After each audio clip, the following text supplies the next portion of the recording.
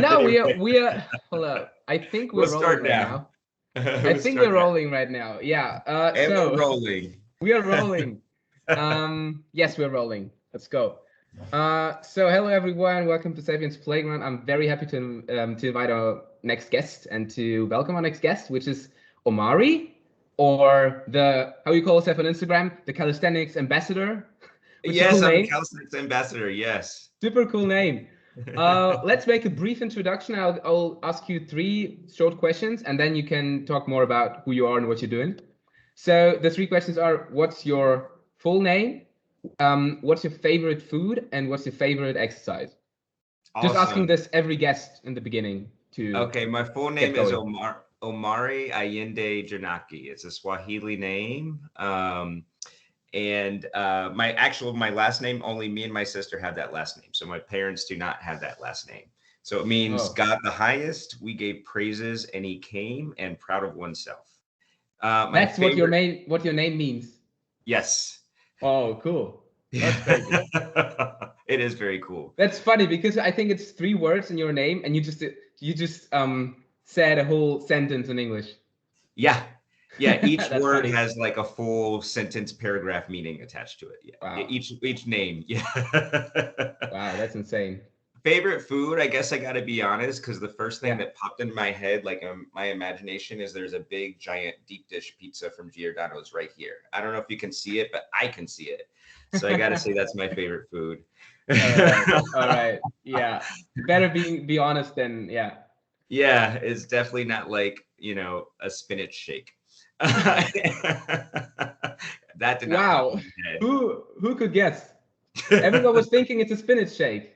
But the Giordano's pizza would have spinach in it for sure. I love Okay. spinach in my pizza. Sure. And the last question is my favorite exercise. Yes. That would be a backflip.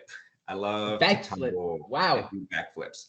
I can no longer do a backflip, but you didn't say that that was part of the question. No, it wasn't part of the question. I No. can't do like up until about 2 years ago, I could do a backflip. I definitely can't anymore, but that's my favorite exercise to do. Oh, that's cool. I Yeah. was And expecting running. I love to something sprint. Yeah. running. Sprinting is awesome. I Yeah. agree. That's great. Why? What happened that you cannot backflip anymore? Your body gets weaker Oh and yeah. it is less resistant to pain. It doesn't recover as fast. So when you're young, you jump Oh in the air and you land however, and you bounce up and you do it again. When you get older, you land hard and you're never the same again. So so you decided to stop doing this just yeah, in order to, yeah. be able to do all the other things and not injure yourself too much, probably.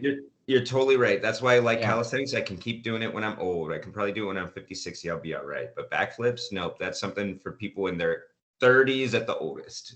All right.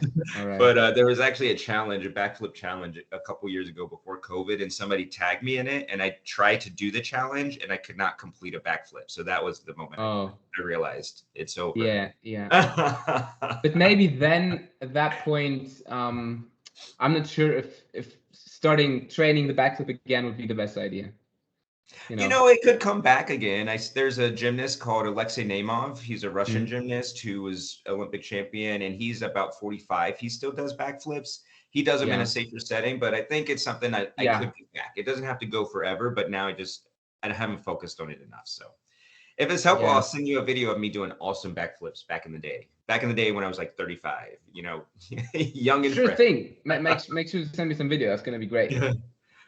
Like I think that's like backflip is maybe one of my goals in the future, but right now, I don't know. For me it seems a bit scary. Just Yeah. the idea of flipping in the air and you could possibly land on your back or on your head if you're not You're, doing this correctly. If you just trying this out without any support or without a mat or without anything else, I think it can be quite dangerous. It's the same reason why I'm not that much into freestyle calisthenics, because yeah, like many people love it. It looks cool. I'm sure it's fun. As you say, backflips are super fun. I can believe this, but I think it's better to, or for me at least, I decided to not do them and not risk missing like a year of training because I did one stupid move. You know what I mean? Yeah, or permanent damage. Yes, you're absolutely right. There is a high jumper. So high jumpers backflip over the bar when they do their high jump.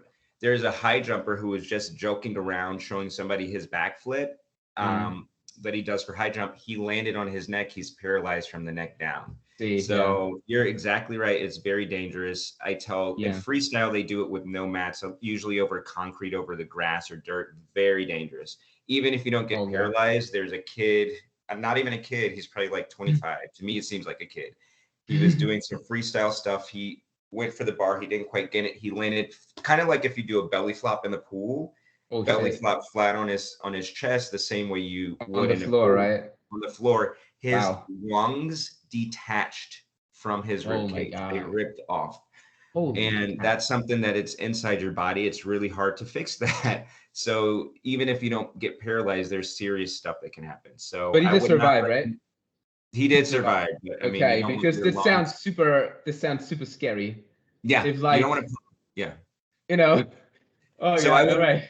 I not recommend anybody goes and does backflips now. No, if you if you're gonna learn it, get a real coach that can teach you and Get a do it in a gymnastic coach, you know, facility. go into this gym where you have this big, huge mats where you can Yes, fall safely yes, and where you have like no risk of injuring yourself, or yes. at least injuring yourself as we just described, like breaking your neck or detaching one lung or something. So nothing crazy Puncturing a can happen. lung, really bad stuff can happen. Yep. Really bad stuff can happen. All right, Yeah. so yeah, let's talk about who you are. Tell the Yeah. people where you're from, what you're doing, what's your life about. Just talk a little bit about yourself. I think it's gonna be interesting. Yeah, I always say I'm from the universe. I'm not from any one spot, I but I love was. that. That's cool. That's cool. I don't think I'm from anywhere or I'm from everywhere. I think that is my answer. I've always been sort of a nomad. When I was younger, I actually moved houses and changed schools about every 2 to 3 years, which I think kind of contributed to this feeling of nomadicness that I have. I do sometimes wish I had stayed in one spot, but that just, I think you develop a lot longer, deeper relationships with people like that. And you see them through their really embarrassing times and their really great Mhm. times. So that started for me in Virginia, actually. Virginia, Northern Virginia, right outside of DC. My mom and dad were there at the time, but nobody else in my family was. Right now, I'm in Chicago, which is where almost everybody in my family is, except All for right. my mom and dad. And I spent Sure. my summers in Chicago when I was a little kid on the south side of Chicago and the south suburbs, way out in the south suburbs in like a very rural kind of area. So it Mm. was a mix, but I had a mix. I think I had a really mixture of experiences growing up, like a Washington, D.C. suburb in Virginia, a rural area 2 hours south of Chicago where there's intense intense strife there. I will say, I don't know if Mm. you're familiar with like some of the hate groups in the United States, but the KKK is a very dangerous and violent and intensely malicious hate group. There were KKK cross burnings not far from where I was in that area Wow. south of Oh, that's Chicago scary. to this day. So those are intense hate groups, like as intense as like in Germany, what sort of the oppression and torture that was happening with Nazis and Wow. Jews in Germany, like very very intense. So That's those what they're those doing, groups and are that's what they're thinking. yeah, These groups. those groups are Wow. still alive and kicking in the United States. And so where I was south of Chicago, those groups were made their presence known for sure. Then I also had an urban sort of city feel where a lot of my family members are on the south side of Chicago. So I would go to summer school at like they call it IIT, the Illinois Technical Institute. I did science camps there, and Chicago. I think Chicago State University on the south side. So I had a really blended upbringing of bouncing between all of those three worlds. And now I'm in Wow. Chicago. Yeah. After all of that, when I was younger, I went to college in Philly, which I did not like. I didn't like Philly for 4 years until the fifth year. And then I went to study abroad in Australia, which was really awesome. So glad I got to do that. Oh, Um, that sounds cool. yeah, I was in Sydney and then I moved. That was 2001. I moved back to Washington, D.C., had a great run there. Then I went to New York for 7 years and now I'm in Chicago. So you're like really running around the world and doing everything. Yeah, I would love. My Cool. dream is to live in LA and Chicago and California. It hasn't happened yet, and my real dream is to not live in a city at all. To like just detach from the grid and live on a mountain. And no, I don't have an Oh, address. this is That's my awesome. dream. It'll happen one day. This I'll is still so compete in awesome. calisthenics, but nobody will know where I'm coming from. Oh man, but this sounds awesome. I think detaching from civilization is something that we should all think about, at least, because, or at least explain maybe why this sounds so appealing to you. Because many people would say, I have so many friends who'd be like, yeah, but I have in particular like a few friends who grew up in sort of not in the city, not in a big city, and they now want to go to the cities and spend some time there and see how this life is like. And I grew up in Berlin, so I know how this is. Maybe not quite like USA and New York. Maybe it's a bit more extreme. I don't know. I haven't been there. But why are you saying now? Okay, I want to detach. I want to go into the mountains, and don't have anything to do with these big cities and stuff. Yeah, and I have been to Berlin and I lived in New York, and I can say they're actually pretty similar. The Oh, vibe in cool. Berlin is, yeah, very similar. I love Berlin. I would say, where does this come from? It just comes Yeah. from the fact that I think that the infrastructure of cities is not set up for cultures to thrive and to thrive Mm, equally in cities. So the okay. ratio of like strife and lack of growth and lack of inspiration is higher than what the cities can provide for all of the Mm, people. So a lot of the things that you would think will be like a privileged thing to have in a city or a convenience to have in a city are actually really agitating and really frustrating and not used to their mm. potential. And they actually create a lot more crime, litter, Yes. bad tempers, people in bad moods, or people who have access to it and they're so privileged that they don't spend any time worrying about people who don't have all of those things. So they're what we would call selfish. So Hmm. it's like after a certain time being around all of that, you want to be your full self. I do think Yes. cities are also pretty limiting. I think more now, especially with globalization, I've been really blessed to travel all over the world, and I know that it's something that I don't take for granted. But as I have done that, I have seen global cities becoming more similar and more Mm, commoditized and more. There's a lot more monotony. So the things yes. that are elements of a city are becoming almost like a video game, right? Where it's like every city has a Starbucks, every city has 3 McDonald's As per. you maybe just said, like New York and Berlin are pretty similar. It's quite funny. Yeah. Like two So complete it's like, different spots on the planet, but they still are somewhat similar in the structure and the vibe and what's going on there, the yeah. life, etc.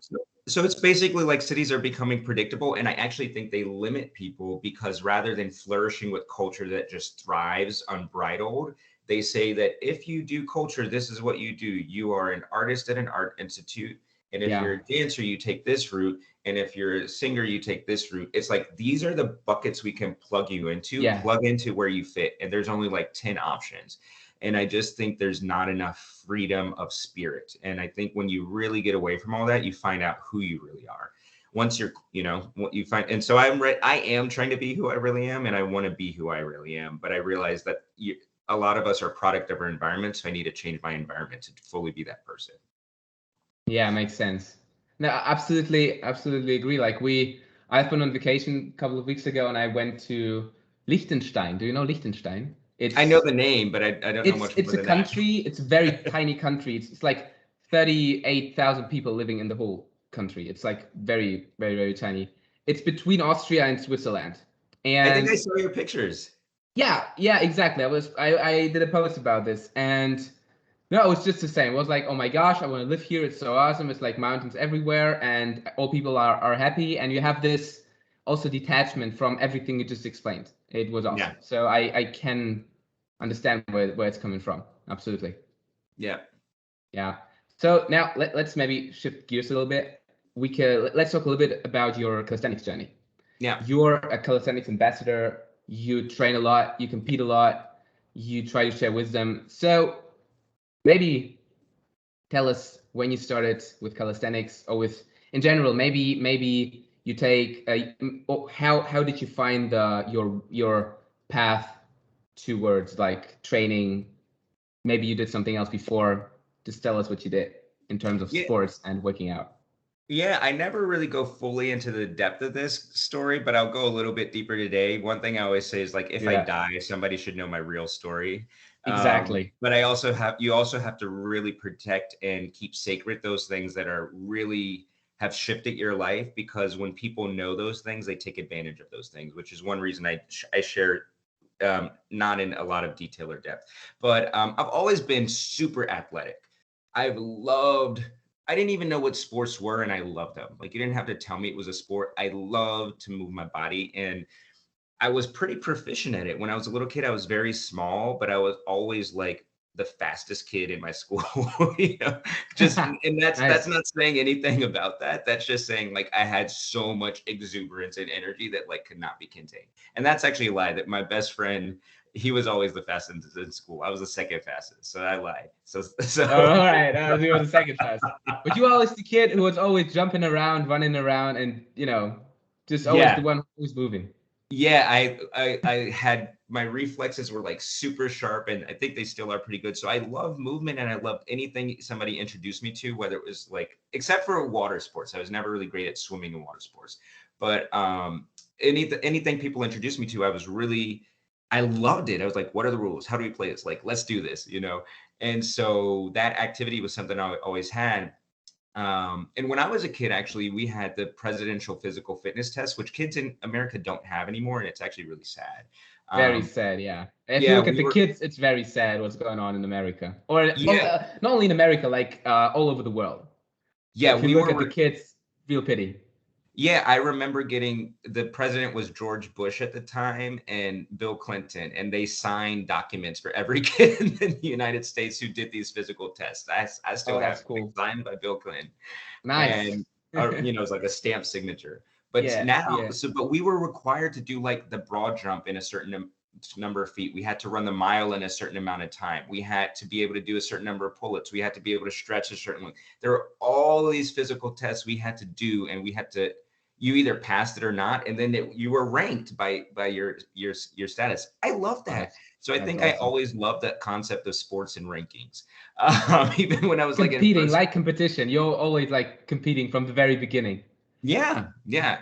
When I was a little kid, we did pull-ups was one of the events, and I didn't have the highest pull-up in my grade, but there was me and one other girl. She was a gymnast, and she had the Wow. highest pull-ups in all of the school of anybody, and I think I was like second or third highest. And this Oh, is that's when we were in like crazy. second grade, and she was beating like sixth graders. Yeah. So Oh, that's so awesome. I always Same. loved it, and I remember admiring her because she broke her arm once doing gymnastics, and I had admired how she came back and still did pull-ups. So those things stuck with me. And then as I got older, unfortunately, I never actually competed in any sport in my childhood. Nothing. So that was really unfortunate. I would have loved to competed in track. I never had the opportunity to. I would have loved to compete in gymnastics. I never took a gymnastics Mm, official training in my life, and definitely never competed. A lot of that mm. has to do with my family and how my family sort of developed over the years. But I was pretty much home alone. I not pretty much. I was home alone all the time Okay. as a 8, 9, 10-year-old kid. So there was nobody to take me to uh, The track classes, right? practice or a track competition or Mm. get me a track coach. It was like I had keys to the house at 8 years old. I let myself in. I made my own food. I did my own homework, and that was it. That was how my life was. So, but that energy I had to compete was always there. So as soon as I turned 18, I started branching out and doing more stuff. I was always physically active, so I went to the gym a lot, but I didn't actually like the gym. Again, it was like it's Okay. this thing about cities. Cities tell you that if you're a fit person, you go to a gym. I didn't actually like the Exactly. gym, but, Exactly. but it's like that's what you do if you're in New If you're York. And fit, you're in the gym. yeah, Period. there's not in New York. There's not really many other options. Like that's what you do, even if Yeah. you don't like it. It's like that is what health and fitness is in a city. So I did the gym and made the most of it. There was actually somebody, and this is a little bit of backstory. Mm. I was I was at a point in my life where I was not emotionally healthy, so I was meeting with Mm. other people who were also not, who are also going to some different struggles. In one of those, I met a guy His name is Hyro, and he was a part of a crew that did calisthenics in New York. And through Hyro doing it, I saw that they were having these head-to-head battles. And as soon as I saw that, I was like, I'm not doing the gym anymore. Like, this is what I want to do. So they were having like, they would set up battles where they'd have to do like something called No Mercy. So they do like 5 muscle ups, 20 pull-ups, 50 push-ups, or I think it was 25 push-ups. And that was one round, and they did 5 rounds, and it was like first guy to complete it. So I saw him doing that, and I was really, I immediately knew like, this is what I've been waiting my whole life to do since 3rd grade. And so the next weekend I was out there, and then I just started doing some of those small, battles at the park. And then that just grew into competing in calisthenics. That was 2013. So shout out to this guy, because he brought you to calisthenics, where you're right now, like sort of thriving at this sport, right? Yeah, it's all started with Hyro. Yeah. and could you like, what was your level at that point? Could you do like muscle ups, or did you just start from a couple of pull-ups? Like many people, it's like some people start with calisthenics and they have quite like a pretty good base level of like doing basics and stuff. And some start doing calisthenics, they cannot do even 1 pull-up, and they'd be like, wow, like I started at 0 and went to like 20 muscle ups.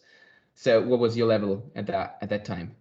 I always, even when I was going to the gym, pull-ups was always a part of my workout. So I never did pull-ups. I don't know why. I think it's because when I was a kid, I remember loving pull-ups in the presidential physical fitness test. So pull-ups was always a part of my workout. Right. I also did a lot of charity 5Ks. So I would raise funds to run 5Ks for bone marrow. So I was always chasing my 5K time. So I was running like I was in pretty good shape. I was trying to run 5Ks in about 19 to 20 minutes, which is a fast pace. That's really fast. Yeah. Is it 5 kilometers or is it 5 miles?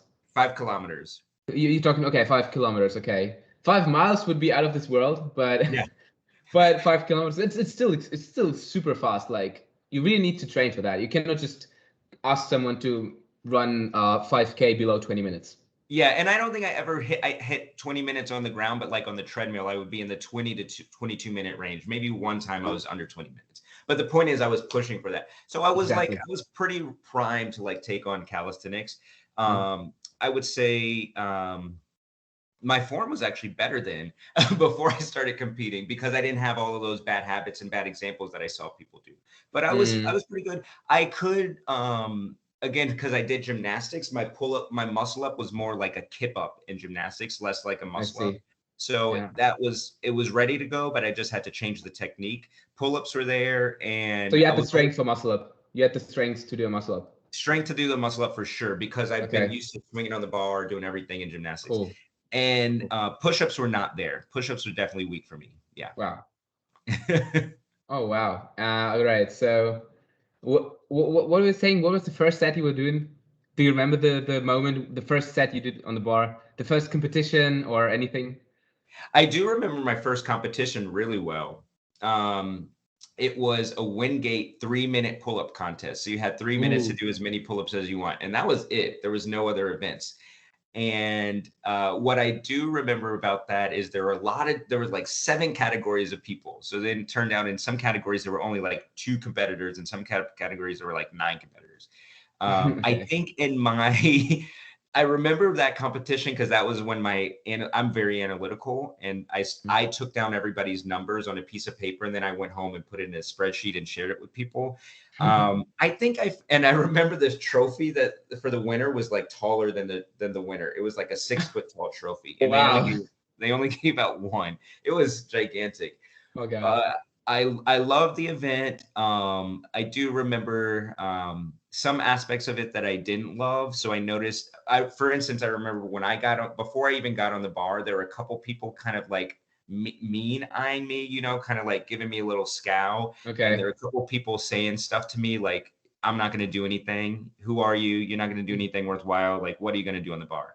Which I was like, it's so odd to me that people are like that, because I don't understand why when you meet a stranger who's coming into community, like, why would your first reaction be to be like, let me badmouth this person and make them, when they're here alone, they don't really know anybody. Like, why would you do that to somebody if you're an organizer of an event? I don't understand. Especially in calisthenics, I always have had the feeling that the people in the calisthenics community are always like welcome to or they're happy to welcome new people coming to the community and be like, yeah, great, another one who's doing calisthenics is awesome.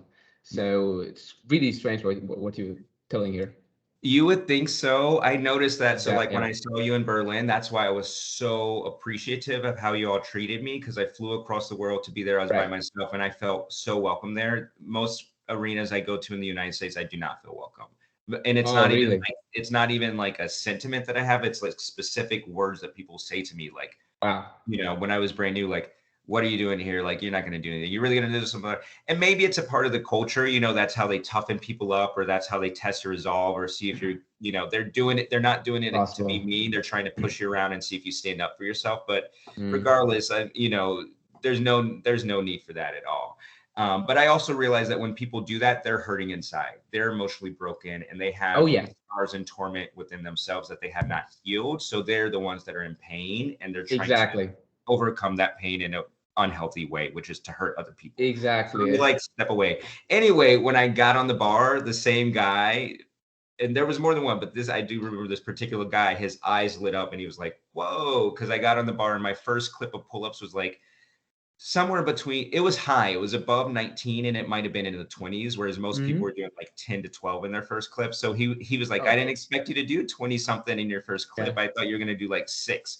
So he changed his tune, and I think just the way that I repped when I got in the bar right away changed his tune. And he was like, "Wow, you really impressed me." So so that was that. And then I just realized that's like my place here is like people are not gonna support me, but I just got to show them what I do when I get on the bar. Oh, that's funny. That's funny what you're telling that. Because I've also realized that in my calisthenics journey that people started to respect me, if that's the right word, more because of the strength which I could show off. Yeah. It's funny that before that they don't really look up to you or not respect you as much as as you should respect a human being, at least.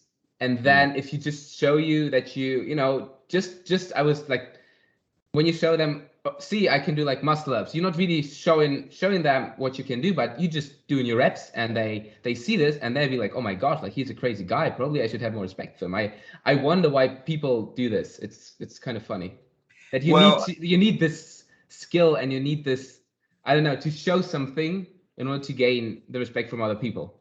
It's so unfortunate. Again, that's part of why I want to detach. I think people have that inner love for other people, and they have that inner receptivity to other people, but it's obscured and it's diminished by their living environment. And it's been so squashed down and so smothered in their soul that they almost forgot that it's there. They can't reclaim it.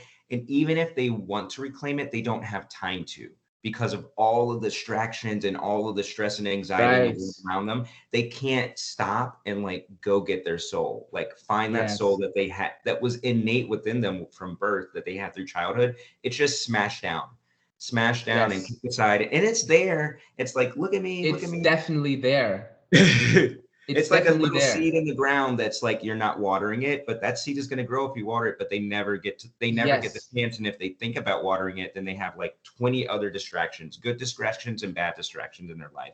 So they can't reclaim it. So it's sad. It's sad. It's sad. Yeah. And that's unfortunately what's happening in the civilization, like all this, the stress that's going on, the distractions, that people don't have time for themselves, as you said, to just find maybe what they're looking for. It's just maybe spend some time and understand what's going on inside of themselves. Because I was reading a great post recently on Instagram, which was like how important it is to sometimes just take a break and observe what's going on inside of you. And we all don't find the time to do that. And the example that was brought up in the post was like, sometimes you don't realize that you're thirsty, but then if you take one kind of sip of water, then you realize, oh my gosh, I'm super thirsty, and you drink a whole bottle.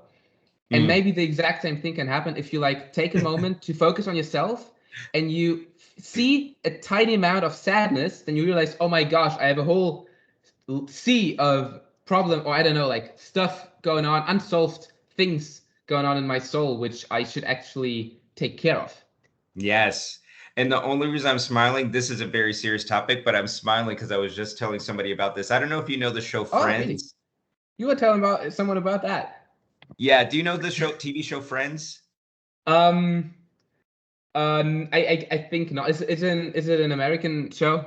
Yeah, no, it's not it's not your generation, and two, it was bigger here. So it was big in the Okay. 1990s, and you were probably born in like 2000 something, right? Right. Yes, I was born 2003, so I technically So it was off cannot. the air by the time you were born.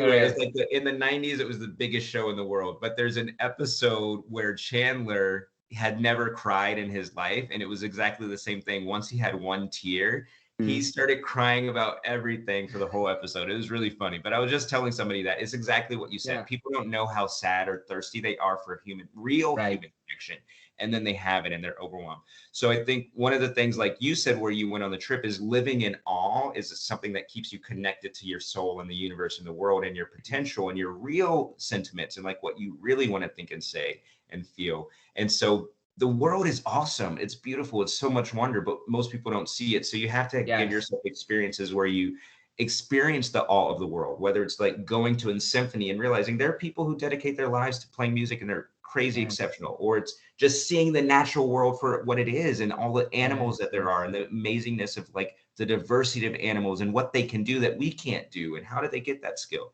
all of the, or seeing just nature for what it is, the sky, the moon, the stars, all of these things. So living in Yes. awe keeps you connected to the fact that no matter how much you feel like giving somebody a mean eye for pull-ups, there's something way more magnificent in the world than to like pick on somebody because you think they Yes. can't do pull-ups. Like that in the scheme of like how important things are in the world, the fact that you think that somebody has pull-ups is like a dot of dust in this whole magnificent universe. So if you're looking at this whole thing, It's you don't nothing. have time, Yeah. right? Just like let that thing go. It's That little crazy. tiff you have with somebody about it, I don't think this guy can do any pull-ups, is like nothing, right? It's a Yeah. non-topic.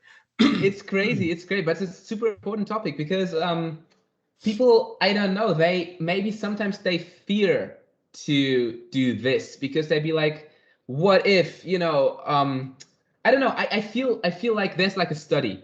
I can tell about that. Maybe you've heard about that. They ask people, what would you rather do? Would you rather spend 15 minutes alone without a pen, without anything, just in a room sitting with your thoughts, or receiving a tiny, like, a little bit painful electroshock?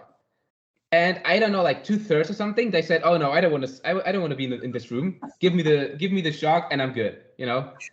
Oh I don't know the God. exact I don't know the exact numbers, but people, I feel like some people are even afraid to just be with themselves because I don't know, maybe they fear that there's a lot of stuff they don't even know about, and that's super unfortunate. And Yeah, I and think that's not only the people to blame for this, but also the world, as you explained, like the city, what's going on, and the stress and the distractions, and that you just also, I think a very important factor is that you don't have this attachment to nature, like you're attached to the city so much, and you don't have this connection to nature.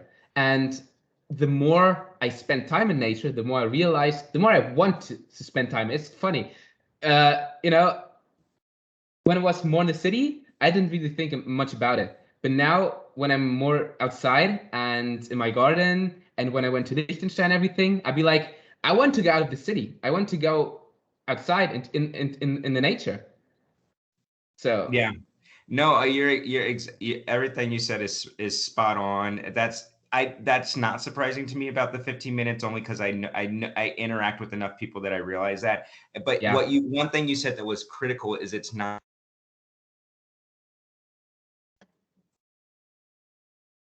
affecting me were not my fault. The things that are affecting them are not their fault. It was typically sort of imposed upon them by how they were raised, and it was those that was imposed upon them by how those people were raised. yes, So a lot of, and I do a lot of uh, digging into sort of human psychology and development. The majority of how your brain forms and how the neurons form to be able to mm, manage those things and understand those things and live those things happens before you're 3 years old, when you have yes, zero control over how you're being treated. None. You have yes, no sense of choice in your life at all. And so your brain is actually forming permanent connections inside itself at a high rate before you're 3 years old. By the time you're 6, that process is almost done, meaning all of the brain sort of like matter that you will have that will generate how you think, how you feel, how you respond to stress, how you are exploring, how you understand relationships and jealousy. All of that brain connection is set 75% by the time you're 7 years old. And then from there, you just keep living with those connections as they are. So that's not their fault, right? They didn't have any control over how they were treated when they were that young. They had no choice at all. So so I try not to judge them or say like this person is a disrespectful person. I say this person maybe had some experiences in their life that made them unable to trust or love people easily. And they came up with a coping mechanism for it, which is push people away. I push people away. It's, as you said, people are in pain, and that's why they project it outside as, hurting others. Yeah. And usually, as you mentioned, like people who hurt other people are in pain themselves. Yes. I think that's very important to understand, and it's quite, it's difficult to not blame them for what they say and do. Yeah. But if you do, it just, perpetuates the problem, and they'd be like, oh, I'm even more in pain now because this person, like, I was mean to that person, and the person was also mean, and now I'm in even more pain, and everything is worse now. Yeah. And look at all we're talking about. I think what you're getting to is like why I still love calisthenics and why I do it is because it's like we barely have talked about pull-ups and dips or anything. We talked about all this stuff, and that's why I do like it, because it's like, to me, it brings up so much more elements of who I am and who I am within the world and who people are within the world than just like, we're doing pull-ups. So it's so much more. Like in general, sports is so much more than that's working out. When I started calisthenics, it was in the beginning. It was more like front lever is cool and muscle ups is cool. I want to learn these things. This was kind of my motivation in the beginning. Right now, it freaking changed my whole personality through the training and everything I do. I think that's a great segue. Like, what would you say? What did calisthenics teach you? I think that's maybe not such an easy question, but if you could elaborate a little bit on what did you learn from your journey of working out, whether it's the training process itself, whether it's the interactions with people you had, or something specific from your training, like one moment or one certain, I don't know, everything that comes to mind. Yeah. Wow, that's huge. I think you can start with anything. I know it's lots of things, but just I think the one thing I learned for sure is everybody thrives more when they have something. They need something that they can do on their own that is not affected or derailed by anything else. So calisthenics is that for me, and I realize other people need that. So I think that's one thing I did learn, is that I try to engage other people in finding whatever that thing is for them. It doesn't have to be competitive, but everybody, if you have that in your life, then it's like a stable foundation through which you can manage turmoil. And I've managed so much turmoil through calisthenics. So many, the depths of the two worst experiences of my entire life have happened while I'm, I'd say 3, while I've been competing calisthenics. One, actually, when I saw you last year, or 2 years ago in Berlin. Oh, really? Yeah. Literally days before I flew there, it was starting of a downward spiral, the initiation of what I'll call far and away the worst, or one of the top 3 worst experiences of my life, which are, I'm not going to go into the depths of it, but it's essentially when people very close to you lose themselves and are overcome by different substances that take them over, and they're out of control of their substance abuse use to the point that they are physically harming, almost to the point, to the point of needing to go to the hospital, multiple people. And this is happening amongst people who are the closest people to me in my life. So, I don't really talk about that a lot, but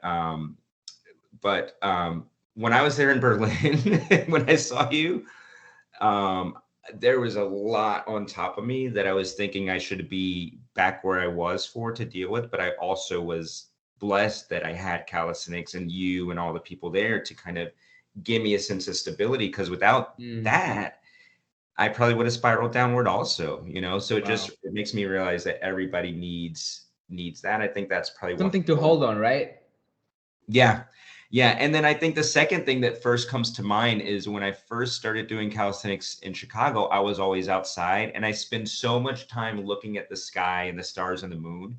So I think that's one thing calisthenics just taught me or gave me is like that time with the universe where I'm like thinking about like that star and how far away it is and like what's in between me and the star and like when did the star form? So I think it just it gave me, you wouldn't think it, but being out, it's not nature, but being outside and being able to understand nature and the seasons of nature. You know, I'm out there all year round in all different types of weather. Helps me understand my own seasons and my own magnitude. You know, I'm just like a star. We're all made of stars, right? So I look at the star and I'm like, hey, you and me are the same thing. I look at the tree that has no leaves on it in the winter and I'm like, you're struggling right now, tree. I'm struggling, but we're going to rebound. So it just teaches me that I'm an element of nature, and I'll have my rough seasons. I'll have my seasons of drought. I'll have my seasons where I'm a bright star that's so bright, but I'm so far away. Nobody cares. Nobody can see me, but it's fine. You know, I'm still an element in nature and I'm awesome. So it just teaches me that we're all parts of elements of nature. And I would also say that, you know, hosting the competitions here and being around the competitions, I've learned the people of calisthenics have taught me so much, you know, like you are now just about these types of conversations. I've grown so much through those conversations. So I've learned so many people's different stories and gifts and talents and struggles and obstacles through calisthenics that I've grown immensely as a person just by the interactions I've had through calisthenics and what people infuse into me and open my mind to that I couldn't get in a book and I couldn't do it on my own for sure. Yeah, like the last point, meeting people. I mean, all these points are awesome. I would think and believe that there are many more things which are just now hard to name because this would maybe, you know, require a whole separate conversation for this. Yeah. But the last point, like meeting new people, that it's huge. Like you just meet so many new great people, and it's funny because every time you realize like every person has an own story to tell and you can learn something from that and you can apply maybe something from this. So it's awesome. I appreciate this. Yeah, it's great. Yeah. Yeah. So you told that you host a competition. How did it start? Like how do you start hosting a competition? I was just, you know, thinking because can I just go out and be like, yeah, let's go, let's host a competition? It's easy. You It's can. easy. So everyone can go out and start hosting a competition. Go for it. Yes, you absolutely can. Wow. You don't need, yeah. I think so the way that it started is when I moved to Chicago, I expected Chicago to have a big calisthenics scene, and it does not. It did not for sure. And it still, I could say, does not. Where you live, there's a much huger calisthenics scene. And if you go all around Europe, much bigger calisthenics scene. Even if you know, I've been down to Brazil or Mexico, much huger calisthenics and outdoor fitness scene than Chicago. So I thought I would come into Chicago and I'd be working outside at the parks and I'd find all these people with all this energy who wanted to do fitness stuff outdoors. And it was like, nope, no. And I think that has to do with American culture, Midwestern culture, city culture, all those things we mentioned. It's not a thing here. It definitely was not a thing. So there was a few people kind of tipping around in that. And I realized that, you know, we're not really going anywhere. We need to like, one, I wanted to compete. There was no competition in Chicago. Two, we needed to give people a stage to be able to train for and a deadline to train for and a platform to bring us all together, like to galvanize us towards one thing. Otherwise, it was just all these little like 2 or 3 people here or there, 7 people here or there. It happens some weekends, it doesn't, it does, you know, and then it's like, no. So it's like, we need to galvanize and mobilize. So I basically put it out there, like, let's have a competition and let's do it on this date. And that's what I did. And that was with some folks in Chicago who had already started doing some outdoor fitness / calisthenics / parkour / ninja type stuff. And I said, instead of just bouncing around doing all these things, like let's set it in stone and make it happen. And so I pretty much did that. There were some people here that were like agreeing with me, but all of the operational stuff I kind of did.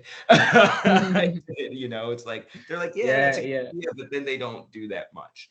So it's like, okay, I'll do it. So then I did it, and we said it. I was really blessed that Keith Fields and Ray Fun, who run the Pull-Up Park Gym in New York that I competed in, I called them up and I said, hey, I want to host this event, and we're trying to think of what we want to call it, but I think it'd be good if we like connected it to what's happening in New York with the Pull-Up Park Jam. And what if we called it like the Chicago Park Jam or the Chicago Jam? And they were basically like, yeah, make it the Pull-Up Park Jam Part 2. And that's what we did. Awesome. And so it just became the regional Pull-Up Park Jam satellite division. And then it was the Chicago Pull-Up Park Jam. And that was it. So, that was that. I learned a lot through that process. I will say that, I made more friends, but I definitely lost friends through that. There were definitely, when you're doing something like this and people step up and they say, we're going to help you out. And then on the day of they don't do anything, you're like, bye. Yeah, exactly. I feel like in every big process, every big thing you do in life, there's like new people coming and old people going. People who want to help you and want to support you, they stay with you, and you find new good friends. And all the people who maybe, I don't know, who then you understand like, okay, these people maybe suit me better, and the other ones, okay, let's, they can live and go their own path. Exactly. Yeah, you just have to, you have to start to streamline, because those people just, they agitate you and they aggravate you and they have ideas, but then they don't do anything. And then they say they'll do it and then they don't. And then they just hang on you. And it's just like, you're trying to move and they're like pulling you back. They're pulling you back. Yeah. Cut the rope. I'm free and spread your wings. Bye. I'm in the air. You do not have wings. You cannot get to me. All right. You can run on your feet, but I got wings and you can't come up here. See ya. Wave it. Yeah. Right. That's how we do it. And then so that was it. And I really was one of the things that I was really adamant on was form and judging criteria. So I really to some of the people who are doing with me is like, we really have to institute good form now. Like we have to kick it off good. And so that was one thing I remember a lot from the competition is saying 0. So a lot of people would get up to do their pull-ups and I wouldn't even give them the first rep. I'd say 0, 0, 0, 1 pull-up, 0. Wow. 0, 2 pull-ups. And it got to the point that I said it so much that people would start yelling out 0 before somebody even got on the bar. And then when I got up to compete, I remember this, a lot of people were like, again, mean-eyeing me, and they were ready to no rep me. And there were like 30 people ready to no rep me. They couldn't. They were silent because my reps counted. They wanted to say 0. They were ready in the choir, but they were ready for a choir of zeros, and they couldn't do anything but count 1, 2, 3, because I did my reps how I said they should be done. So, people may think I'm harsh, but I'm like, I'm fair. If you did not do the rep the way it's supposed to be done, that's not a rep. 0. I don't care who you are. So that was that. And then we did it again the second year. Second year was a little bit rougher. We went to a new location and made it portable. And third year is, I think, when we really hit our groove in the third year. Yeah, great. And how many people are there usually?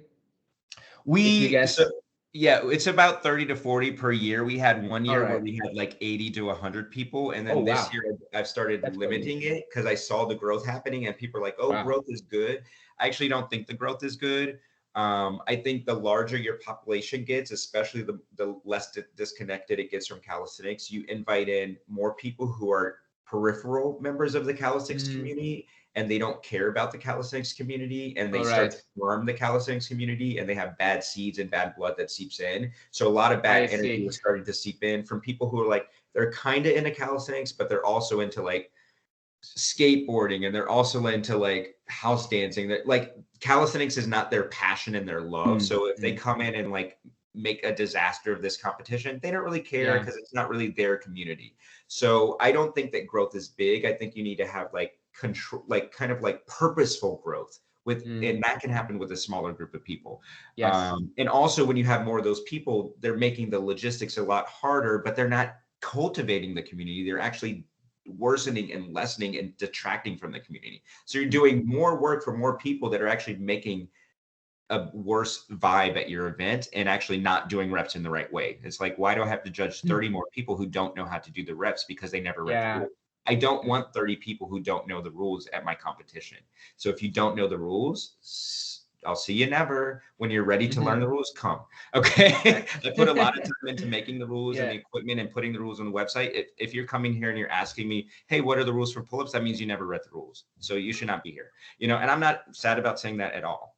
I don't need to have that conversation with 45 people who are like, hey, I didn't read the rules. If like everyone is asking, yeah, no, if there's 45 people who are like, I don't know the rules, but I'm here, let's go. And like, let me Instagram myself. I'm like, no, you can go away, right? I'm not here to tell 50 people the rules one by one on the website that everybody else has been training for 6 months. So I made it a lot smaller. I capped it off with a maximum of 30 people. And then the 30 people who are passionate and purposeful and know how to read the rules and train for the rules are here. And the ones who don't, I don't know where they are, but they're not at the competition. Do you plan to expand this number in the future, or do you want to really keep it at 30 people, no more, no less? I would like for it to be really huge, but again, it's a nonprofit and I run it. There's a few people that support, but a lot of the stuff I do by myself, like I said, because I've had experiences where I've trusted people with big things like, you need to drive a truck, you need to load the truck, you need to do this. And then on the day of, they're like, oh, I forgot to pick up the truck. I don't know. Oh, yeah, that's horrible. So when you get in situations like that, you're like, no, I'm going to do what I can do and trust one or two other people, not that many people. So I would love for it to be bigger, but it would have to be phased over a period of time. Like I'd love to do like kind of like the Olympics. Like on day one, you have like the qualifiers. Then on day 3, you have like people who made it through to the second round. And you have like day 4, you have like the semifinals, and then you have the finals on the weekend, which is like the top 5 people. So it lasts a whole week. It's not just a competition over like 1 or 2 days. Yes, exactly. Wow, that's cool. That's really cool. I would love to do that, and I would love for it to be bigger also. But the main thing is you can't get enough qualified judges to judge people, and I know this pretty well. So I'm definitely open for it to be bigger. Okay. My experience has been that we're not quite there yet, and I'm fine with that. Sure. You know, it doesn't necessarily have to be like 100 amazing people and lots of sponsors in the next day. It can be a slow and steady process, right? Exactly. Yeah. Absolutely.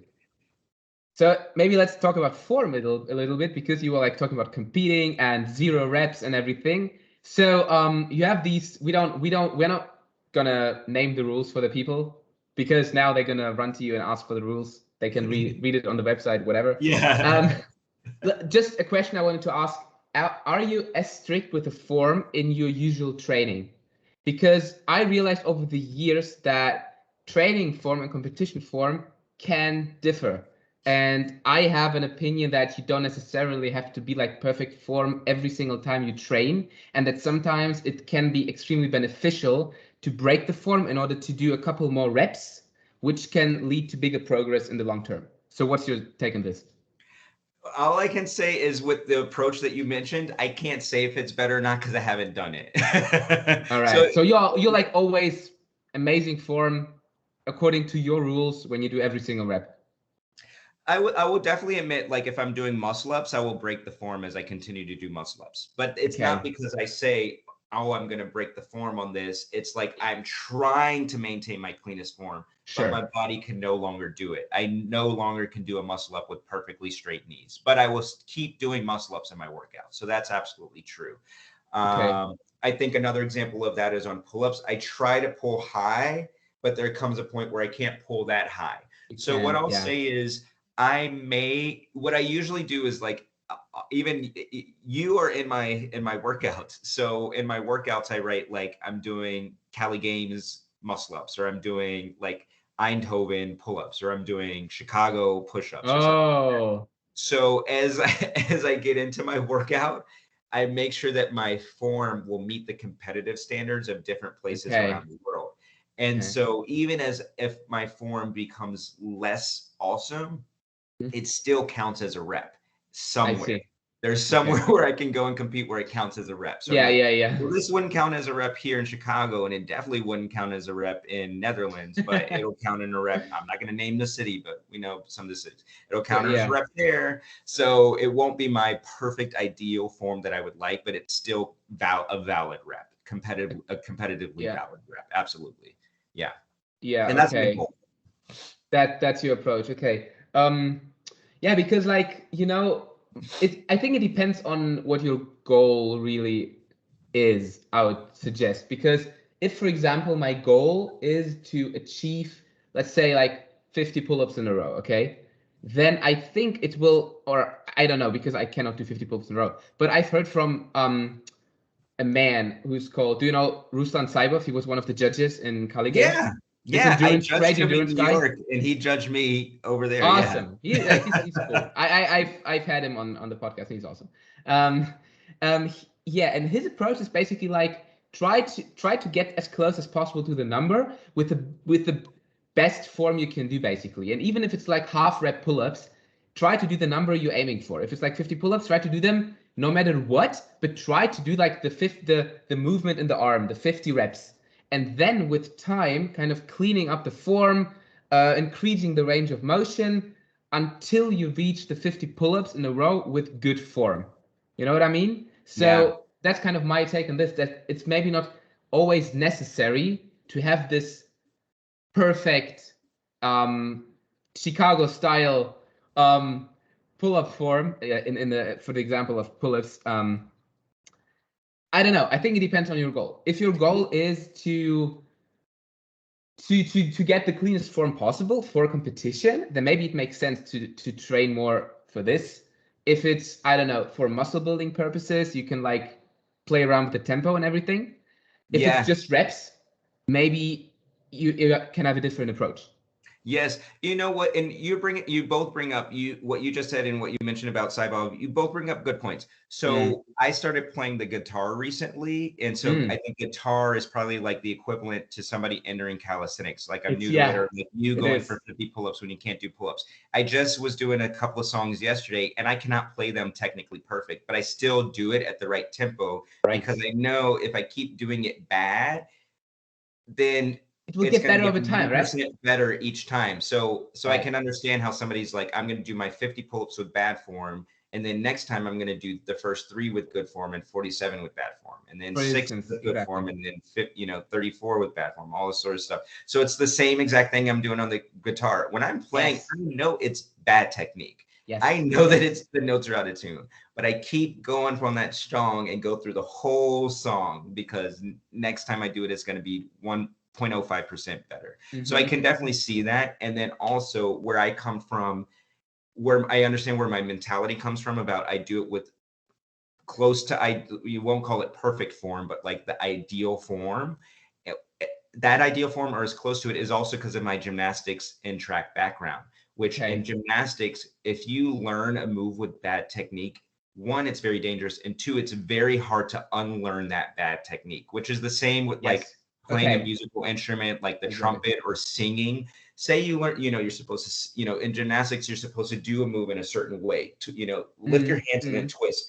Well, if you go into the shortcut where you just twist and flip and you twist and flip and you get the trick done, then when you try to add on to that and combine that with other moves and other skills, you've learned this bad habit that you can't unlearn. And it's really hard to do. It's the same as like playing the trumpet or singing. If you're supposed to be lifting with your diaphragm, but if you keep singing from your throat, then when you have to go down and sing the way you're really supposed to sing, your body does not know how to do it. And the bad habit is like ingrained in you for life. And you can't, it's like a safety blanket that you can't undo. So it's like that idea of kipping in a pull-up or doing a short pull-up is like a safety net. It's that a security blanket that you can't get rid of. So I don't even want to have that security blanket as an option. I kind of see it as like swimming without a life jacket and you're swimming in a 20-foot pool. Don't swim in the 2-foot pool because then you're always going to think you can put your feet down and not swim. If you know that you're out in the ocean and you have to learn how to really swim, then you will learn how to really swim. So I think that's sort of where I come from. But I haven't tried the other technique.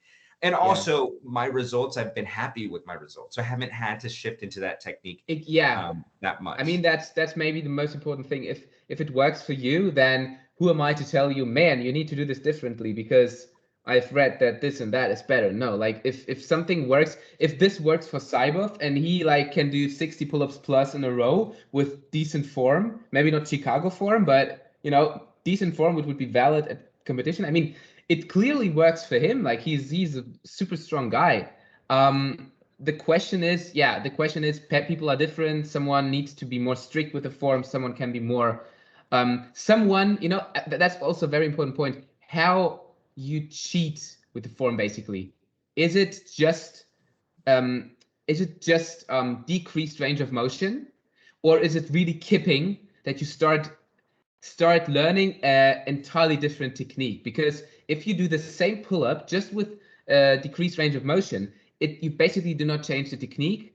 You just make it easier for you. But if Yeah, you introduce some kipping, or in muscle ups, you do like this chicken wings thingy, like right.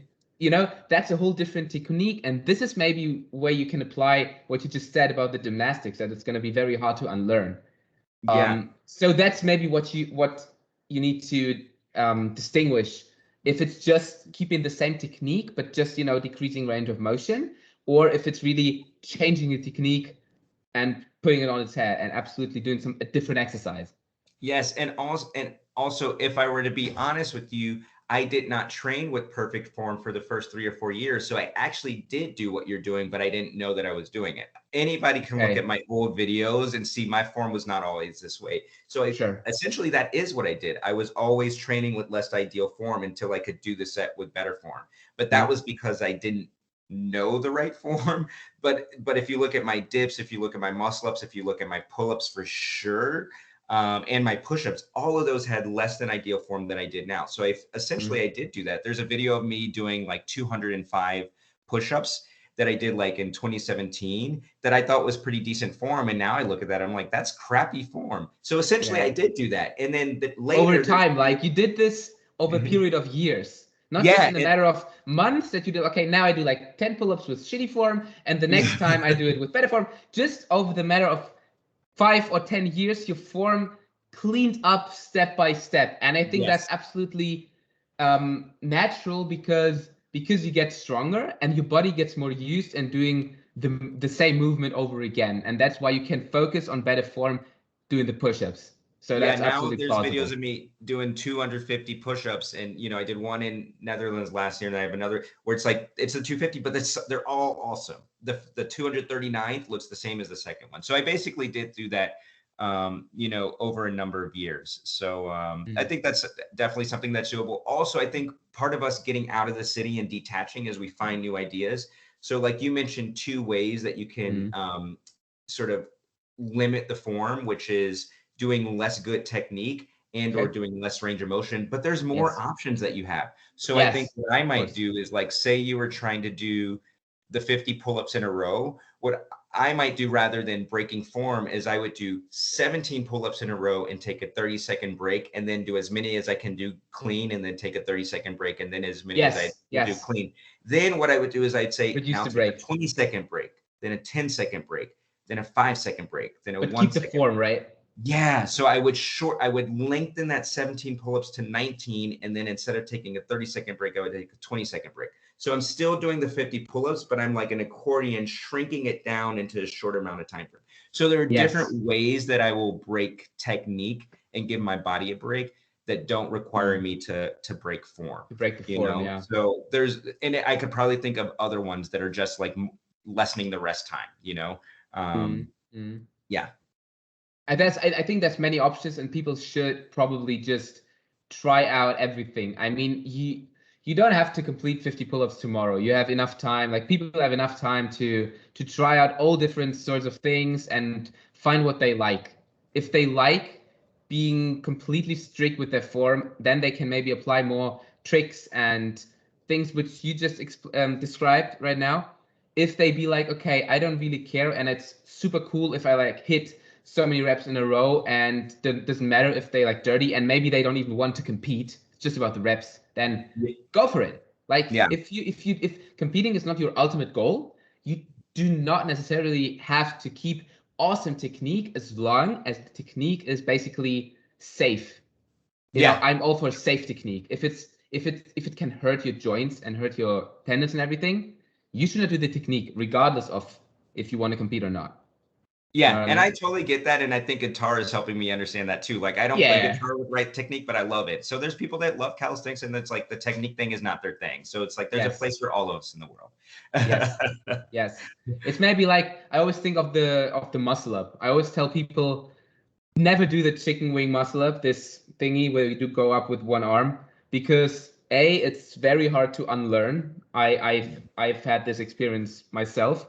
I was Yeah, like at one point I was able to do 8 or 9 of these one arm muscle ups, but I yeah, couldn't get over the bar with 2 arms at the same time. yeah, And it took a lot of training, and with resistance bands, I used so many resistance bands to get one rep where I could do it with both arms. So it's very difficult to unlearn, and it's very dangerous. Like you can pull something, or you can, I don't know, it's very dangerous for your shoulder. And I wouldn't I wouldn't encourage anybody to try this out. But if somebody uses some momentum and some, with the knees to get over the bar, that's safe. You cannot hurt yourself if you just use a little bit more momentum. And then over time, you start to decrease the momentum. And then you can use other different tools to make the muscle up cleaner, or use bands or anything else to, or support from someone else. So I think there are different things people can try out. Just play around. So yeah. that's the cool thing in calisthenics. You have like so many things you can play around with. You don't have to be strict with one specific plan, or I don't know, like one specific step-by-step formula. You can like switch things up and try out Yes. new things. Yeah, I think what you said is also, and also there is a limit to each of our potential. So like me even talking about technique, I definitely don't have the best technique in my park or in Chicago, and definitely not the best technique in calisthenics for sure on any event. Mm.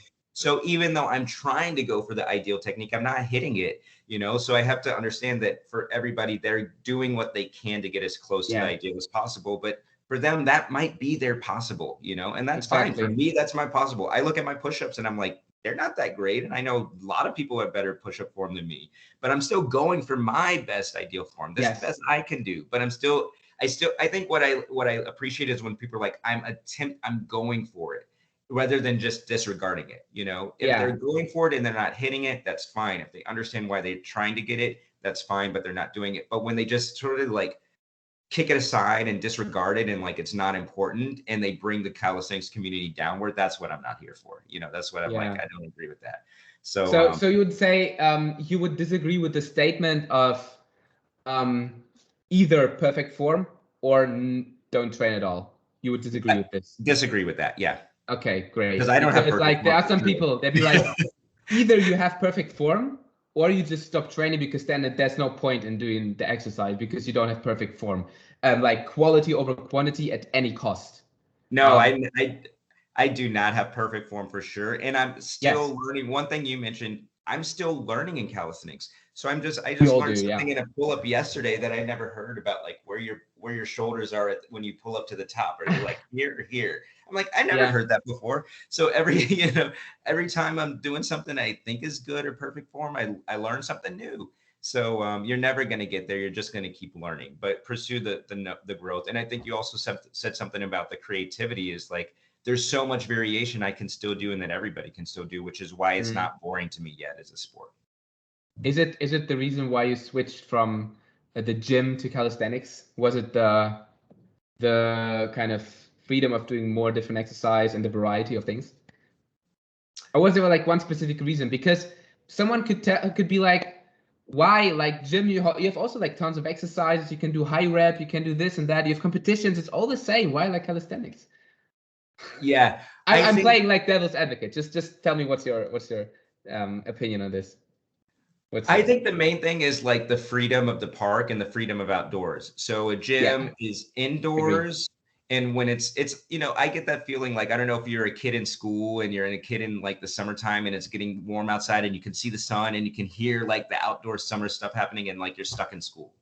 That's what I feel like when I'm in the gym. It's like Yeah, it's summertime and it's awesome and there's all these people out doing all this stuff and I'm like here in a gym. My gym in New York had no windows. It was underground. So it's like I'm here in this dungeon. And it's like, look at all the fun that's outside. I'm like, you feel the fun pulling you outside. So it's kind of like, I Yeah, think that's exactly. kind of, that's what it is. Yeah. It's a That's huge like one of factor. the things. And also that gyms are a lot more limiting, like time wise. They have schedules, they have classes, they have all these things, they have all these rules and regulations. Park is like, you show up when you want to, with what you want to, and you leave when you want to, and it's like you do your own thing. So it's just like, I don't need, especially in this world, in the world that I was living in a corporate world, we have so many meetings and agendas and bullet points and structures and things we have to fit into that I don't need my recreational life to have that also. You know, I need more like free for all out. I don't need my gym to be like that boxed Exactly. in. Like, don't box me in another thing because I'm boxed in office all day. You know, don't send me from one to the next. Yes. The last thing that I need is for the sport that I enjoy to be like another box that Another I'm box. stuck in Yeah. inside my life with a bullet points and agenda, you know, and like a timeline and a check-in and all this sort of stuff. I'm like, no, please don't give me another ID to swipe and a code to punch to like exercise. I'm like, you know, like, let me be, leave me alone.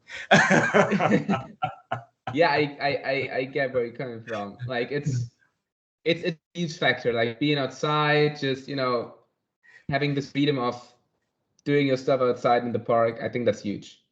If people ask me, I've been like, gyms are great. If you like it, go to the gym. That's awesome.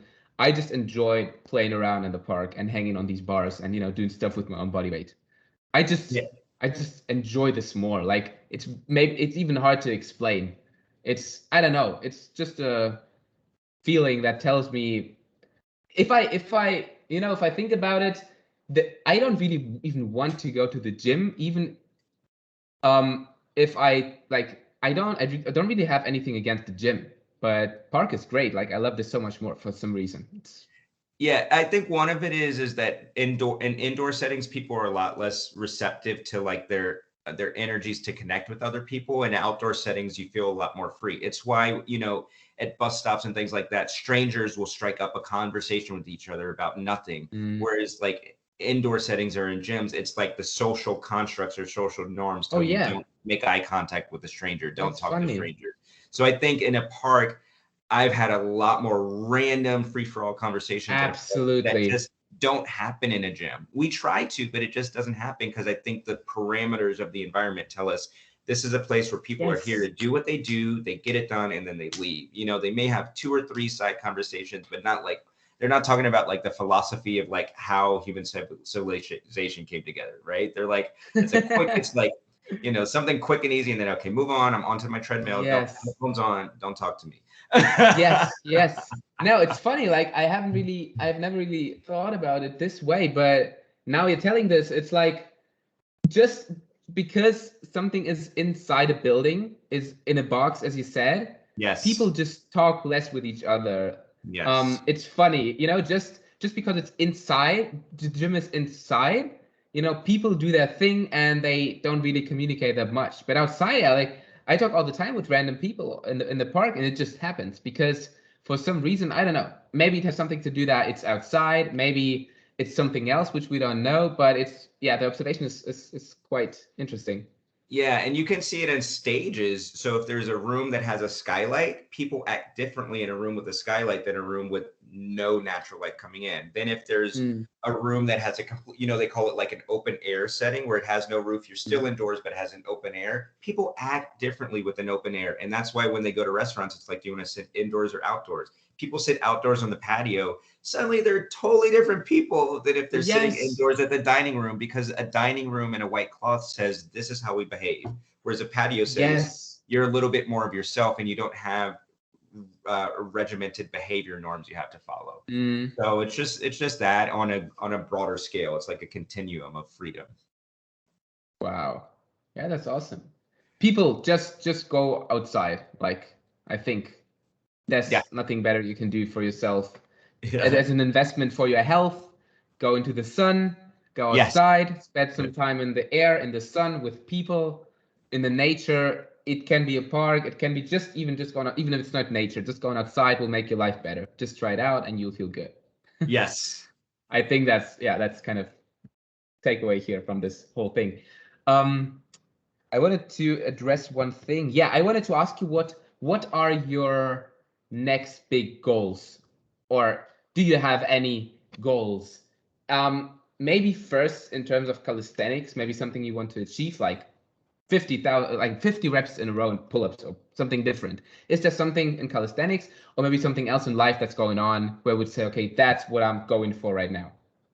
It can be All of something it, huge. It can be something global. It can be something small. It can be something like, I don't know, clean up my form and go 1 centimeter higher in the pull-up. It can be anything you want. I do want to hit 300 pull-ups unbroken, push-ups, sorry, unbroken. I was thinking like, what? That is, I was believing you for a second because you're doing lots of crazy stuff. So yeah, competitively, that's one I would want to do. Also, competitively, whenever I'm going over to Netherlands, I've never gotten it in top 3 on dips, so I would like to do that because dips is like an event I like. Um, I I want to compete in every continent competitively. So I've never competed in South America. I've never competed in Asia. I've never competed in Africa. I think Australia will be counted as Asia, but I would like to think of that as like its own continent. So it I want is to basically, hit all of those continents competitively in a really meaningful way. So that's definitely a goal of mine. And that's it's not to say I competed on every continent. It's that is a parameter that helps me know that I've spread my knowledge and I've gained knowledge in as much in the whole world. Yeah. encompassing the world as I can. If I can do more, that's great, but at least that helps me. It helps me know that, okay, if something comes up next year and I have to think between, am I going to go to Europe or am I going to go to South America? I go to South America. Like, it helps me prioritize. Like, if I had to choose between the two, I'd do South America. You know, so it's only because Europe is a continent I've done. So, so that's one. I will say there's a goal for me for sure in Chicago is I compete in Chicago and I host at Chicago. I want to only do one. I don't want to judge Chicago, and I would like more support hosting it in a way that I don't have to be as hands-on involved. And then if I do compete and I don't judge and I do less hosting, I don't want to win. I do not want to win. It's absolutely a goal of mine. So I'm trying to train and elevate people and invite people So who that you are, don't win. Okay, I see.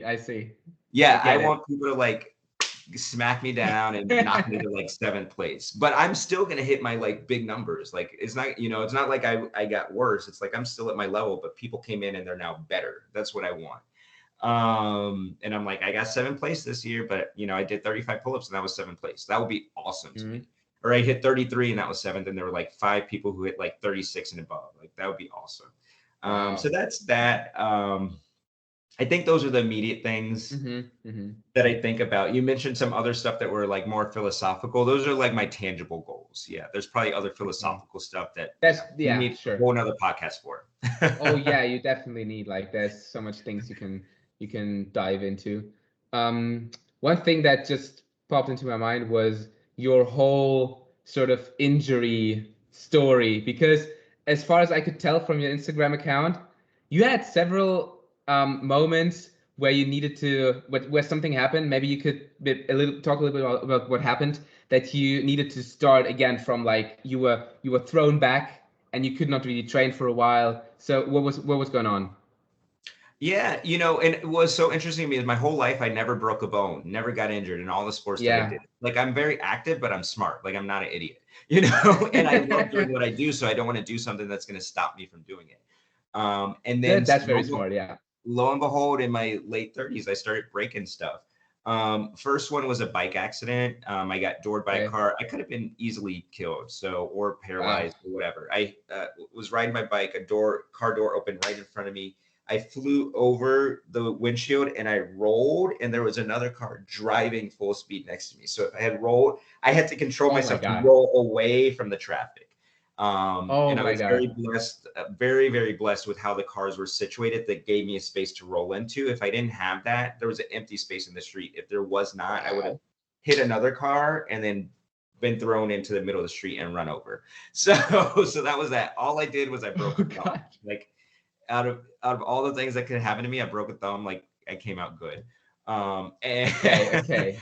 But did this in any way, shape, or form, any like distract? Like, did it stop you from training? Did it do anything when you broke? It's funny you Okay. said it stopped me from training, but I never stopped actually. So I just Ah. adjusted how I train. So Yeah. Okay. Okay. I started doing false grip pull-ups, one arm stuff. I did same thing that happened to me the next year.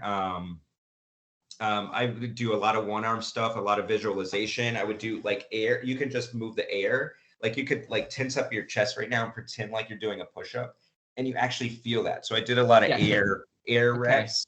So I never stopped actually. And for with any of these, I never stopped. The second one was I snapped my finger, which I'll blame myself for that one. I broke a tendon in my hand.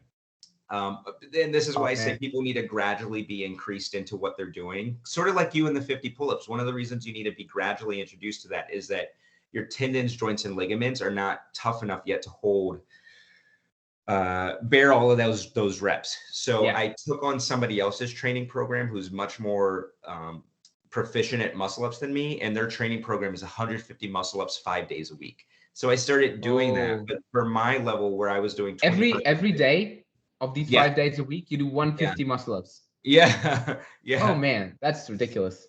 yeah. So I was doing like 25 to 50, 2 or 3 days a week. And then suddenly I was like, no, I want to be just like this guy. He's somebody I respect a lot. So I'm like, I want to be just like him. He gave me his training. I'm going to do it. But my little tendons were not used to that. So after a couple of weeks of Man, all yeah. that tension that they weren't used to and no recovery time, it snapped. And to get it back, I was supposed to have surgery on my hand, but I decided not to have surgery on this hand. So So it that's just healed a on its lesson. own. It's just it healed on its own. Pretty kind of sort of. It's never. It's as I do this, I have pain in it, and I don't have full range of motion in this finger. So it got Okay. back as far as it could. Yeah. But you can do basically everything you need to do in training with the kind of what you're having. For the most part, I think there's definitely Okay. limitations. Yeah. Okay. So you had your thumb, you had your tendon here. Yeah. Was there something else? Wasn't there something with the arm, if I remember Earlier correctly? this year, I had a herniated disc in my Yeah. neck, two herniated, and so my right side of my body went numb and all the muscles Yes. atrophied. That was again a non-calisthenics I think energy. that I saw this and I was like, holy, like this was this after the competition in Berlin? This was coming into 2020, so yeah, It was yeah, after the competition. And I was seeing that, I was like, man, he was like repping out all these tons of reps, and now this nothing. was like I was seeing that, I was like, things happen, it's crazy. Yeah. That one, I call it a COVID injury. It's the sedentary. Okay. So it was after Berlin and then COVID came. And then so sedentary lifestyle, even what we're doing now, sitting on the computer. I have my computer in a different position. Usually when I was on video calls, it would be like down here and I'd be looking down and up at it. I have it up higher because I know that if I sit in a certain position for a long period of time, my discs in my neck start to pinch. And then wherever they're Okay. pinching, those nerves will go numb. And if I do that for a long Wow. enough period in a day, it creates residual damage that I can't undo without significant physical therapy. So even how I'm sitting here now, I'm much more upright. So that was an injury that just came from posture, being on a computer too long, sitting down too long throughout the day, and playing the guitar. Wow. Just being in a position like this for so long, where your nerves are just shut off, and then the It's muscles. probably, yeah, as you said, it's probably because you don't move your body enough. It's even when you're sitting in one position, even if you sit like if you sit perfectly, as people say, if you're stuck in this position, like the perfect sitting position for like 3 hours, it's just as bad as sitting like this for 3 hours. You need to be Yeah. moving, you need to be adjusting your Yes. body a little bit here and there. Yes. So those are my three. Yeah, and in all cases, I Wow. never stopped. I just varied and adjusted how I trained, but I never stopped training. But what did you do with the injury that affected your whole right side of the, like your whole right arm? I was doing like assisted dips, for instance. So I couldn't do one dip, but I would put my feet, I would have a dip bar that's low enough I could touch my feet to the ground, and I would use Yeah. my feet to push me up. Same thing, Oh I my would God. do pull-ups where like this, but I would have a ladder in front of me and I could put my feet on the ladder and push myself up with my legs, but I would still get that motion. For some things, I would take like a 2 pound weight and just move like a 2 pound weight. So I just did Wow. small things until I could little by little get it back. That's insane. Like, and now you're back at what, 35 pull-ups, 200 plus push-ups. Yeah. I mean, how is it being at a pretty high level, being thrown back to zero, not being able to do one pull-up with both arms? And I mean, I can imagine so many people would be so frustrated that they would just stop. I can guess like this could happen if somebody would suddenly wake up and be like, okay, I cannot move my right side. I Yeah. cannot do the exercise anymore that I was used to do all this time, and I cannot do one single rep. You Yeah. know, what should they do then? Like, how did you overcome that? It sounds pretty Well, tough. I think one thing that I've always done, and that other people that have been people that I really attached my mind and heart to who they are as done, is that I live constantly with the reality of death. And when you accept the death of yourself, and there's a quote in a book that I read that says, if you die before you die, then when you die, you won't die. And then there's a quote, and so that's a quote from a book called The Immortality Key. And then there's another quote from Nelson Mandela where he says, live with your dying. So I have already, even before I read that book and before I heard Nelson Mandela do that, I was already doing that from when I was a little kid. I didn't realize, but I'm not afraid of death. And I've always accepted the temporary nature of my physical existence and the temporary nature of my physical prime existence. So I've always put myself mentally and emotionally in a state of like, this physical ability I have could be destroyed and I can no longer have it. And I don't run away from that. I throw myself into that. So I've already previously accepted the fact that I will die, and or that parts of my physical life will be dead. Like I can't do a backflip anymore. I already knew that was going to happen. Like, not a surprise to me. I knew this. So there are parts. So I already accepted these things. So then, because I already accepted those things 30 years ago, when they do happen, I'm not thrown into a spiral of like, oh my gosh, I can't do anything. I'm like, this is life, and you knew this was coming. So, I'm kind of okay with it. I don't emotionally like fall apart. Now, that doesn't mean I'm like fine with it and I'm okay. I definitely have down moments, but it doesn't destroy me to the point that I can no longer persist in life, or I can no longer persist in calisthenics. It's like, let me be creative and see like what I can do, and let me see if I can come back. And if I can't, that's fine, but I'm going to try and see how far I can get, So I think that's kind of what it is. Yeah.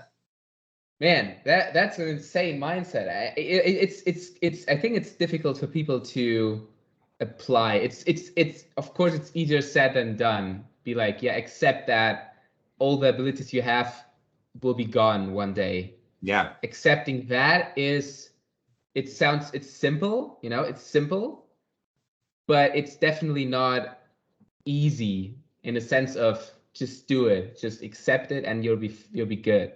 Yeah.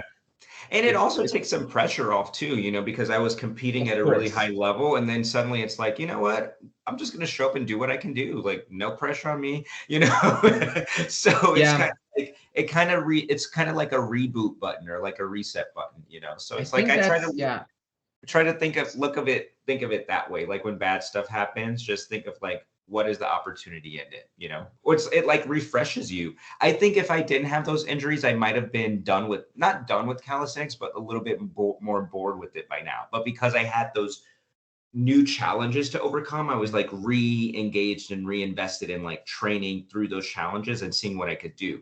Or, even when I think the first time I met you in Berlin in 2018 was after this injury. It's like, my goal is to go to Germany. I can't do pull-ups. Can I get myself back to a point that I can do pull-ups in time for Berlin? Can I get myself to a point that I could get on the podium in time for Berlin? And lo and behold, I won pull-ups in Berlin, So, no, and I mentioned that kind of funnily, but it's like, I didn't go there even thinking I would be able to do pull-ups at all. But then as I got closer to the event, I was like, hey, I could maybe get top 5. And then I was like, you know what? Maybe I could get top 3. And so it's like, it actually re-engaged me in training for a shorter timeline to get healthy quicker with a further distance to go. It kind of gave me like a new fun target to hit, whereas what if I had just been doing pull-ups at my same level the whole time? It'd be so monotonous, So I try to think of that way. This makes sense. Yeah, this variety, if you will, like this being thrown back, and now you have a new goal which you're aiming for. This definitely keeps you going. If it's not hitting you so hard that you stop training altogether, if you just keep going, it maybe keeps you going even harder, because you now have, as you said, you have a new target. You'd be like, okay, now I'm again at zero. Now I need to come back. And when before you had this monotonous every day doing the same stuff and not really having these huge jumps in progress anymore. So that makes sense. That's interesting. Yeah. Very interesting. I'd say also, like, I have time is running out for me in my life. I realize my calisthenics timeline is coming to, it's got a limited window. So I think that's another part of it, is like, I'm going to be 41 on my next birthday. There's no live with your dying, no guessing that my muscles are not getting any bigger from this point on. They're just atrophying. As you get older, your muscle tissue just literally disappears. So because I have this limited window to get all of these goals in that I want to hit, it's like, better go, because 43 or 44, it might be, those goals are no longer attainable. Just like the backflip does not happen anymore. So it kind of gives me a little bit of like a speed through, like, let's get this in before it's like no more. So through the injuries, that's kind of one other thing that's like motivating. Yeah, you learn a lot by going through an injury. I also had like some big problems with my elbow.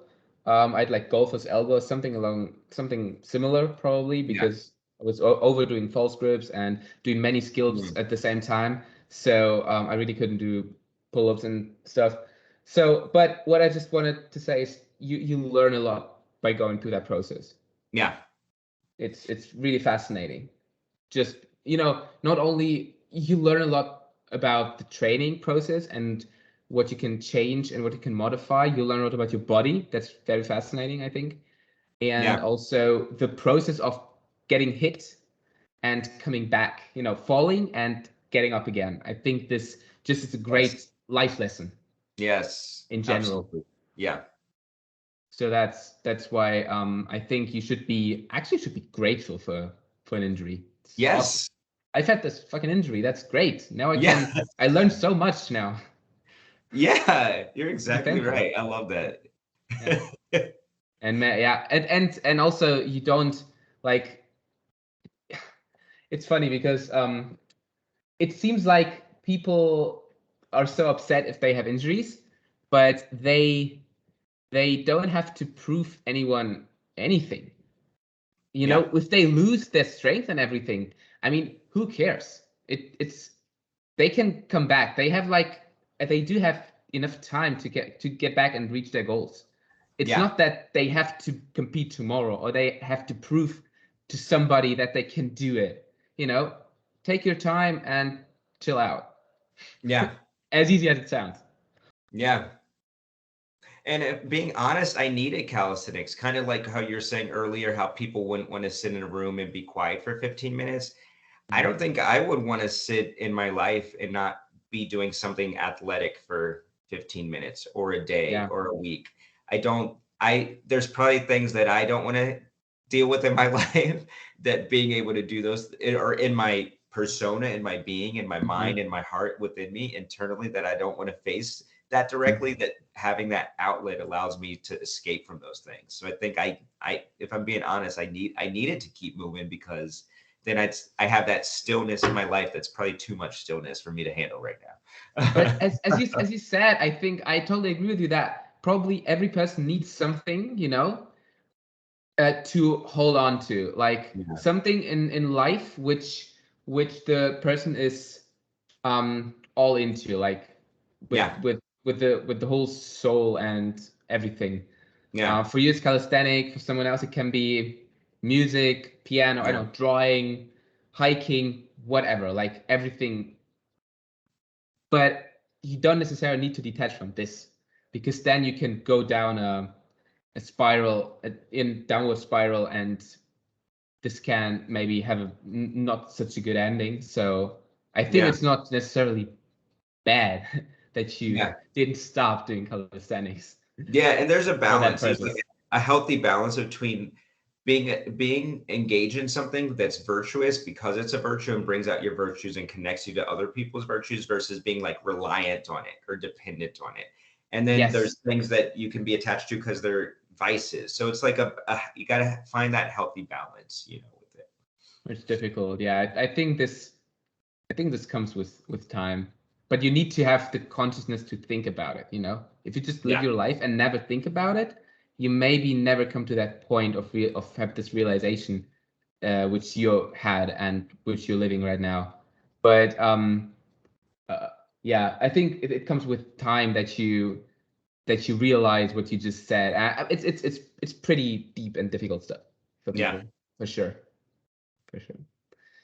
So man, like we already almost 100 minutes in. I think we can slowly wrap up. This was intense. This was awesome.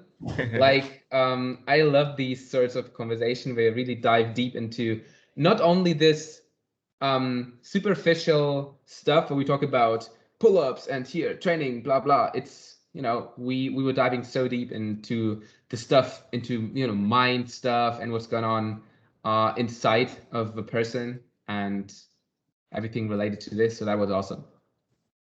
Let me ask you two final questions. The first one would be where people can find you. If someone heard you talking and be like, I wanna, I don't know, connect with the guy, I wanna see him doing stuff, where can people find you? Do you have any links, anything where people can learn more about you? Right here, I'll tell you my WhatsApp number. That's the best way. Like I said, your WhatsApp. Okay, so for the people not in the United States, +1 267 984 7153. Okay, anybody can message me. Wow, that's great. That's the best. I've never had anyone doing this, but that's awesome. That's the best way for sure. Awesome. No secret, I don't like Instagram. I was pushed to sign up for Instagram against my will. Somebody forced me to do it. I never wanted to be on Instagram. I still don't like it. If I don't tap on people's pictures because I like it, it's because I never looked at it. I almost never in my life has scrolled through Instagram. Never. Wow. I only post because people told me I had to do it. And for me, it's become a good outlet for posting. And there are a lot of people who only connect through Instagram. So I've met a lot of people through Instagram and I have conversations through there. I hate scrolling. I never will scroll. If I do want to find somebody, I go directly to their page and look at it and then talk to them. But I don't do the random scroll. So getting text me on my phone, or even better is my WhatsApp number is the way to really talk to me, is the best way. And the reason I really like WhatsApp is because I can do it on my laptop. So I don't even have to look at my phone or pick up my phone at all. So that's the best way. But if people do want to find me on Instagram, my Instagram is Toro Calisthenics, Toro_Calisthenics. So it's TORO_Calisthenics. Yeah. And then they can find me on Facebook by my name. And then, so my name is Omari Jinaki. I'm the only one on Facebook. And, there's no other Omari Jinaki on Facebook. Not in the billions of people there. I'm the only one. And then, so you cannot not find me. And then they can I always tell people go to the Chicago PullUpPartJam.org. If they can't remember how to get in touch with me, they just Google Chicago Pull-Up Part Jam. It will come up as the first one, and click the link. And there I have a whole story, and you just click, it goes straight to my email, click, it goes straight to my Instagram. So you can just message me directly there. But a lot of times people will like message me and say like, hey, can I ask you a question? And I'm like, that is the question. Like, don't ask me if I can ask the question. Just ask the question. Like, what are you? Right? Yes. So you do not need my permission to ask me a question. Just go for it, people. Just do it. He's a good guy. He's not gonna bite you in the ass. Everything is good. Just ask him questions. Okay. Go for it. Yeah. I'll make sure to put everything in the show notes, in the description, so that people can check it out. And the WhatsApp number for those who didn't remember it. I think that's awesome. That's a great way to connect. That's probably the easiest way to connect, because on Instagram, like, it even happens to me many times that I don't see a message, or I don't know, Instagram does some fancy stuff and I cannot I cannot read the message anymore, or I cannot hear the audio anymore. So there's Yes. crazy stuff going on Instagram. WhatsApp is pretty convenient. It's pretty easy, and I think that's great. Yep. So are you ready for the final question, which I am ask? ready. Yeah. Which I ask every guest at the end of the interview, or at the end of the episode. It's basically, the short version is, what keeps you going? But let me elaborate on that. If you stand in front of imagine you're in front of the most difficult task in your life, and you're really upset, you're really down, which maybe doesn't happen to you, but imagine you're like, really, it's the hardest situation you can imagine, and you're really about to give up. And so is there a moment in your life which you can go back to and which you can gain strength from, being like, okay, I've overcome this one thing, and because I've overcome this thing, or because this happened in my life, I can now overcome everything, and I cannot give up in this difficult situation? Well, I mean, the thing that keeps me going is definitely God, and it's like no accident that I've happened to be holding the cross in my hands right now. I just saw you. Yeah, it's like in the shape of a heart in my hands. So that's the thing that keeps me going. But God is not an obstacle. God that I overcame. God is like a destination. But I would say, in terms of things that I've overcome that keep me going, I will something in your life, a situation in your life, a day in your life, a person in your life, one certain thing in your life. Is there like something, for someone it could be they've like, I don't want to name any examples because I don't want to influence your basically your answer.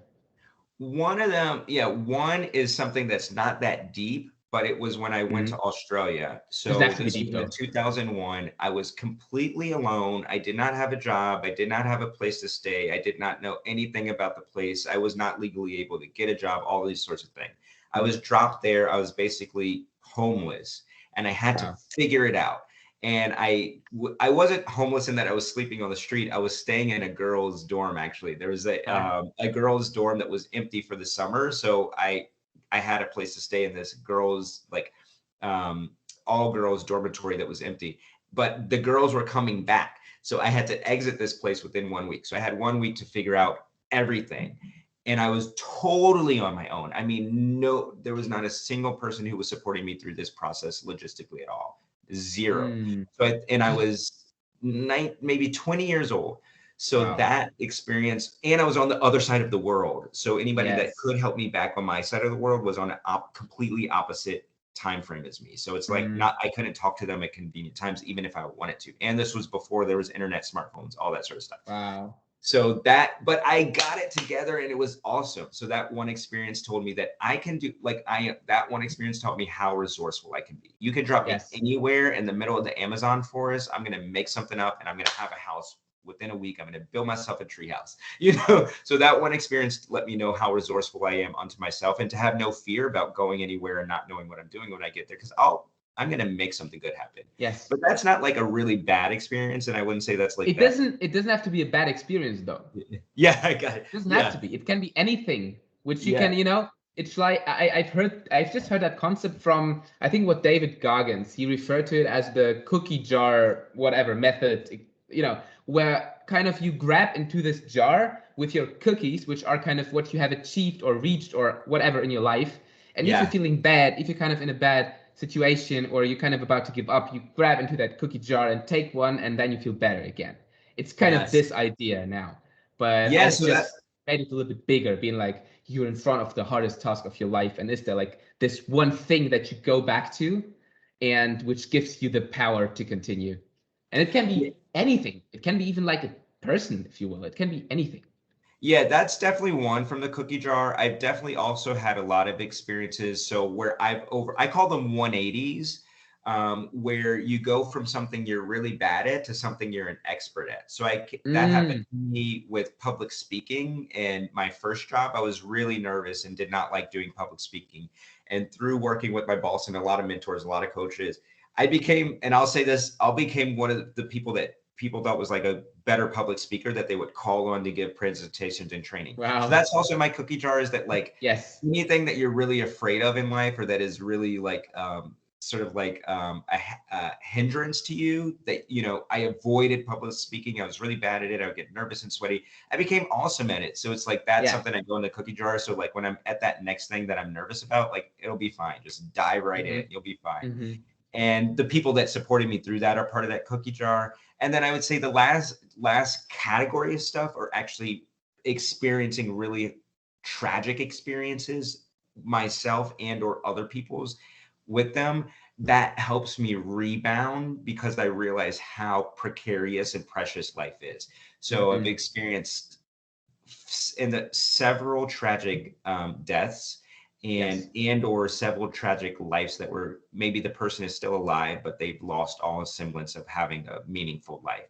Very close to me. And so having those experiences lets me know how precious and beautiful the world can be, but also how tightly I have to cling towards moving towards those things that I'm ambitious about, because letting those things go, it can unravel very, very quickly. So it's like I'm doing what I'm doing for those people who can't do it anymore. I'm doing what I'm doing because of those experiences those people had that I'm blessed to have, that they were never blessed to have.